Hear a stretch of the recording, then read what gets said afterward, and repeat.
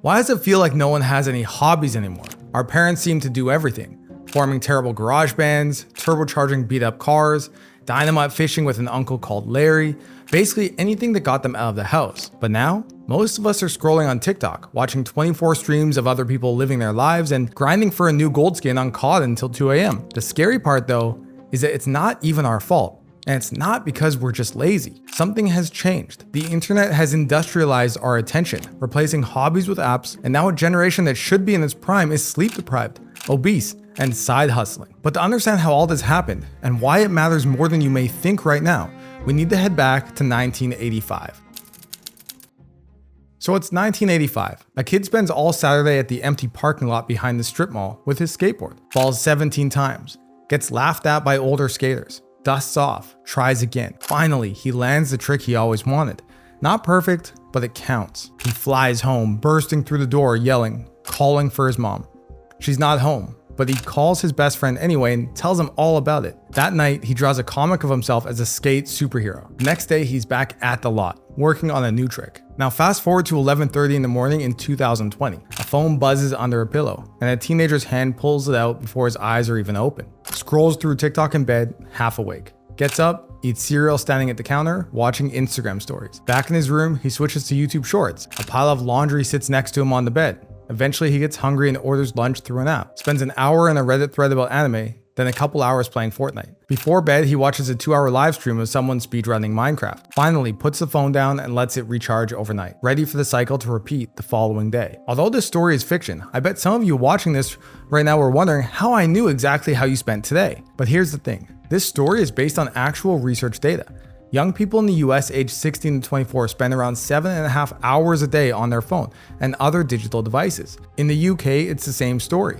18 to 34-year-olds spend an average of 9 hours a day staring at screens. Add 8 hours of sleep and you're left with only 8 hours for everything else. School, homework, commute, eating, showering, social obligations, and so on. There's simply no time in the day for anything else. So why does the screen win so easily? Because it's designed to.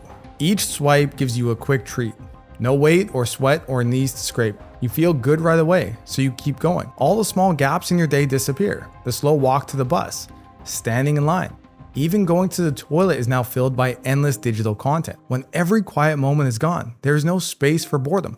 And boredom is where new ideas and interests grow. Then there's the social pressure. Platforms like TikTok and Snapchat have essentially weaponized fear of missing out, turning every free moment into a race to document life rather than live it. All these apps are powered by a very early version of AI, essentially a single-minded robot. This robot only wants to maximize the time you spend on the screen, nothing else. It does not care if you learn or grow as a person. And it's wildly successful at what it does. Studies that have looked into historical evolution of popular hobbies like reading have found a massive decline. In 1976, nearly 40% of 12th graders in the US had read 6 or more books for pleasure in the last 12 months. By 2022, this had fallen to 13%. The percentage who read no books whatsoever in the past 12 months, 0 books, has risen from 12% to over 40%. I'm just curious, maybe share in the comments, how many books have you read in the past year? This decline does not affect only the weaker students, but also the more academically gifted ones who plan to go to graduate school. Educators themselves are increasingly complaining that students are losing the ability to read. As one college teacher recently wrote, even highly motivated honor students now struggle. Whereas in the past, he would assign around 30 pages of reading per class, he finds that now students struggle with anything over 10 pages. He added that even academics who study demanding text for pleasure find their own reading endurance diminished in the age of the smartphone. But crucially, they developed foundational concentration skills before smartphones existed. It's a similar story with me, as I only started playing video games at 11. So I got a chance for a normal childhood during the first decade of my life. For today's students, that critical developmental window never opened. They never even had a chance to know a life without constant digital stimulation. The original iPhone, released in 2007, has now reached college age. This means we are now seeing the first fully smartphone native generation arrive in college classrooms, and they are doing so fundamentally unequipped for the cognitive demands of higher education. This is a gigantic real-life experiment that's playing out in real time, and nobody knows what the long-term consequences will be. But reading is only one of many hobbies. We started off with a thought experiment comparing one day in the life of a teenager 40 years ago versus today. In the absence of all the screens and digital entertainment, the main source of entertainment and excitement was the outdoors. Bike riding and exploration, skating, swimming, neighborhood baseball or basketball, nature collecting, street dancing. These were all outdoor activities that kept young people active. With the switch to mobile phones and video games, Gen Z is spending less and less time outdoors, and this phenomenon is now so pronounced that it's becoming a major health concern. The most obvious and visible consequence of this reduction in physical activity is the rise in obesity. In the late 1970s, only about 5.5% of 18 to 25-year-olds in the US were obese. By 2018, that figure had reached 33%. This is an astonishing six-fold increase in under 2 generations. Rather than encouraging young people to get off their phones and tablets and develop fulfilling offline activities, ideally in the outdoors, we are now promoting weight loss drugs as the remedy. In 1998, the National Institute of Health designated obesity as a, quote, chronic disease. In 2023, the American Academy of Pediatricians formally recognized drug loss medications for children as young as 12. A survey in late 2024 found that 26% of all Americans plan to use a weight loss drug like Ozempic to reach their 2025 goals. Remarkably, out of all 4 generations, baby boomers, Gen X, millennials, and Gen Z, it was the youngest, Gen Z, who led the charge at 37%. So more than 1 out of 3 Gen Zers who are still very young and in the prime of their lives turned to drugs rather than the outdoors to achieve their fitness goals. Now, as sad as this is, it would be a vast oversimplification to say that Gen Zers have simply lost all hobbies and interests and put on weight in the process. The reality is far more nuanced. Gen Z hasn't stopped pursuing interests. They've digitized them in ways that fundamentally alter their cognitive and developmental impact. That skater drawing comics in 1985 has become today's creator who films skate sessions, edits them with professional software, and posts them on YouTube. And while he's in possession of skills that didn't even exist at the time of his parents, this has come at a cost. The hours spent perfecting his video editing and SEO skills displace the actual physical activity and repetition that builds muscle memory and skill. As another example, take cooking. Gen Zers still cook, and it was actually a hobby that they took up in large numbers during the pandemic. But cooking has largely been transformed from family recipe cards into carefully curated Instagram accounts, where every image of a dish is optimized for clicks. Photography has undergone a similar transformation. Teenagers and young adults once had 24 precious shots for each roll of film, and they had to wait days for the film to then be developed. Gen Z now takes hundreds of photos instantly,